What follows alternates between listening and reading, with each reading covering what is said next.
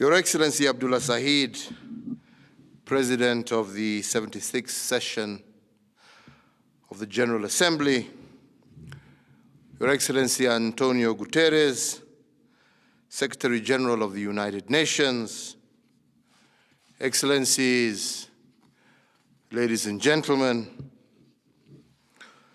let me begin by saying how delighted I am to join you today in this 76th session of the General Assembly. And I want to take this very early opportunity to congratulate you, Mr. President, on your election to preside over the 76th session, and I want to assure you of Kenya's full support during your tenure. The theme of this year's session, Building Resilience Through Hope to Recover from COVID-19, has inspired my address to you today. Indeed, our Secretary General, in his report to our common agenda, observed, and I quote him, "Humanity faces a stark and urgent choice: break down or break through." The world needs to take seriously this warning from the Secretary General. In doing this, I urge the following immediate multilateral actions. The first is that we must put equitable global vaccine access at the core of building back better from this COVID-19 pandemic. And the second is that we need to provide tangible climate financial support to developing countries and ensure that a significant portion of green manufacturing is located in developing countries. Third, we must align our conflict resolution tools to the strategic shift in threats to regional and international peace and security.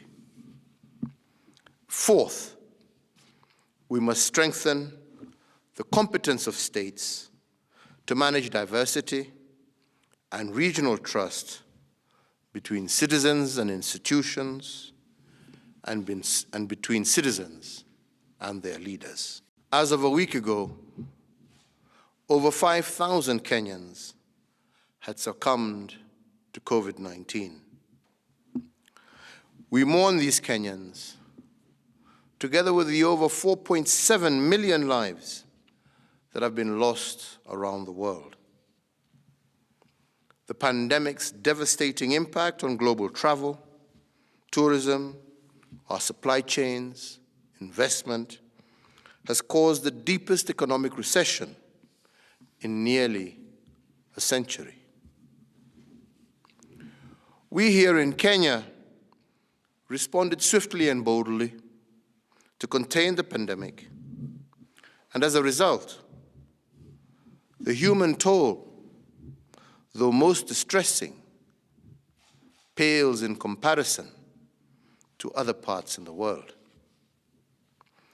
While we also undertook measures to cushion different sectors of our economy, the economic pain has been pronounced. Now is the time to rebuild. And to rebuild successfully requires a worldwide response in confidence and investment to enable production and consumption to bounce back to pre-pandemic levels. The surest way to build that confidence is by making vaccines available to the world in an equitable and accessible manner. And that, sadly, does not happen to be the case today. The asymmetry in the supply of vaccines reflects a multilateral system that is unfortunately in urgent need of repair. At the heart of the global effort to building back better, we must make concerted structural changes that should enable a quantum increase in investment and technology transfers. And this, not as charity, but instead driven by enlightened self-interest and solidarity. A fast-developing Africa will offer the entire world the benefit of its demographic dividend of youth and vast investment opportunities. Africa can become an engine of sustainable global growth, but also as an exporter of peace, stability, and transformative prosperity. Many leaders have noted on previous occasions the need to deliver concurrently economic recovery linked to climate change action. As COP26 approaches, we should aim to make clear commitments that contribute to developing country investments in green manufacturing and infrastructure that we require. A green building back better that delivers jobs as well as shared prosperity will win the support of the young generation and intensify the drive towards climate change action. Kenya is blessed with a youthful and indeed well-educated and productive population that has managed to build one of the most vibrant mixed economies on the African continent. We are implementing ambitious programs to prepare our country to produce decent and rewarding jobs for these young people. Our investments in road, air, and port infrastructure, as well as critical healthcare facilities throughout our country, are the most extensive and ambitious in our history as a nation. We have also delivered a national competency-based curriculum and on universal access to schooling, which will further boost the competitiveness of our workforce. Indeed, I am also simultaneously focusing on the immediate needs of our people. We have targeted 3.3 million households across our country that are most at risk, and in the process achieved a 50% reduction in the number of food insecure Kenyans. By next year, we will have achieved a 27% reduction in malnutrition among children under the age of 5, created 1,000 agro-processing SMEs, and 600,000 new jobs. We also have recorded a 48% increase in our agricultural contribution. Kenya is ready to become a leading green industry country. We have mounted a strong climate change response. We have submitted an updated national determined contribution plan that aims to lower greenhouse emissions by 32% by the year 2030. Kenya also has a green economy strategy and implementation plan 2016-2030, which will enable us to achieve a higher economic growth as well as supporting a low-carbon development path. We too here in Kenya have also identified a range of ocean-based adaptation priorities to integrate ocean-based climate solutions with global responses to climate change. We look forward to co-hosting the second United Nations Oceans Conference with Portugal in late June 2022 to galvanize commitments and partnerships that will promote ambitious global ocean action and scale up investments in our blue economy. This will follow Kenya's successful co-hosting of the first global Sustainable Blue Economy Conference that we held in 2018 with Japan, Canada, amongst other global partners.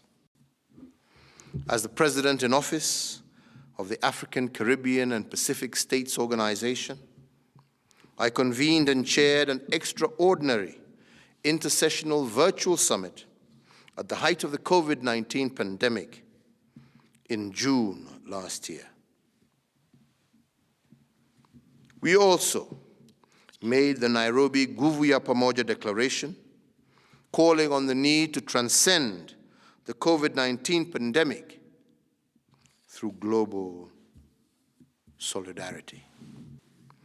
I also recently hosted the inaugural African CARICOM Summit, during which we re-established the critical need for peoples of African descent to strengthen our economic and political linkages. It was a historic and proud moment for me personally to be part of the great legacy of the Pan-Africanist agenda globally. What ties these events and others that I have participated in during the last year is the collective conviction that the global system is not working well for all our people and all our regions. The unequal trade and investment patterns, the outflows of illicit finance and inflows of illicit small arms and light weapons, the extraction versus production mentality are all escalating global inequality, fragility, conflict, and violence. Many of the tools at our disposal to deal with these challenges are not living up to their promise. One such core tool is the United Nations Security Council, in which Kenya has been elected an active member since the beginning of this year. In October of 2021, Kenya will assume the presidency of the Security Council. During that period, I will chair several signature events, and these include: 1, how we can make an appreciation for diversity a core aim in promoting state building and pursuit of peace. The second, how small illicit arms and light weapons impact peacekeeping operations globally. And third, is how to better support and promote women peacekeepers and peace builders. Ladies and gentlemen, in many countries we are witnessing state fragility that leads to protracted crisis. This fragility is driven mainly by inability of countries to manage diversity within nations, thus offering militant and terrorist groups opportunities to create social discontent and control large territories within affected countries. The tools to deal with these crises are not proving adequate. So together, we must work to improve these capabilities. The most important task we can undertake is to increase the competence of the states to manage both political and social diversity within their nations. Indeed, countries must do so in a way that strengthens the trust between citizens and public institutions, and citizens and their leaders. I believe that the tough experiences that Kenya has had and our determination to rise above them are a good case study for other states. So, Mr. President, I am proud to lead a country that has worked hard to deepen its democracy and to entrench the rule of law, embracing all in the society, irrespective of race, color, gender, or religious affiliation. Throughout my tenure as president, I have led a nation that is marching towards the attainment of the greatness that we believe is in us. I am proud to have furthered that ambition by building bridges of unity and inclusion for all. I want every Kenyan to know and to be proud of how our nation, Kenya, is highly regarded in the community of nations. Kenyans must never forget the hand of friendship that extended to us on various times by many states seated in this General Assembly, nor what our contribution has been to the international community. And finally, Kenya must never forget those countries that are still struggling against occupation and illegal sanctions that cause suffering and undermine the human rights of people in our world.